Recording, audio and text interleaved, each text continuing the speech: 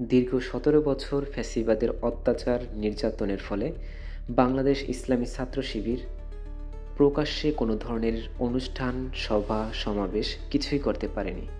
৫ আগস্টের গণঅভ্যুত্থানের পর বাংলাদেশ ইসলামী ছাত্র শিবির একের পর এক বিভিন্ন ধরনের সামাজিক কার্যক্রম এবং বিভিন্ন ধরনের সেবামূলক কাজ করে যাচ্ছে। জুলাই অভ্যুত্থানের বছর পূর্তিতে ইসলামী ছাত্র শিবির ঢাকা বিশ্ববিদ্যালয়ের উদ্যোগে টিএসসি প্রাঙ্গণে চিত্র প্রদর্শনী অনুষ্ঠানের আয়োজন করেছে। এই আয়োজনে ফ্যাসিস্ট আমলের সকল অত্যাচার নির্যাতনের চিত্র তুলে ধরা হয়েছে। জুলাই আন্দোলনের শহীদদের ছবি এবং সকল শহীদদের নাম দিয়ে মানচিত্র তৈরি হয়েছে।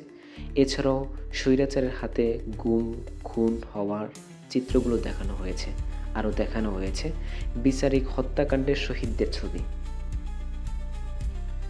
ঢাকা বিশ্ববিদ্যালয়ের ছাত্র শিবিরের এই আয়োজনকে অভিনন্দন জানিয়েছে অনেকেই। ঘুরে ঘুরে দেখছেন জুলাই আন্দোলনের সকল চিত্রগুলো। এমন একের পর এক ব্যতিক্রমী আয়োজন অন্য কোনো ছাত্র সংগঠন থেকে এখন পর্যন্ত দেখা যায়নি।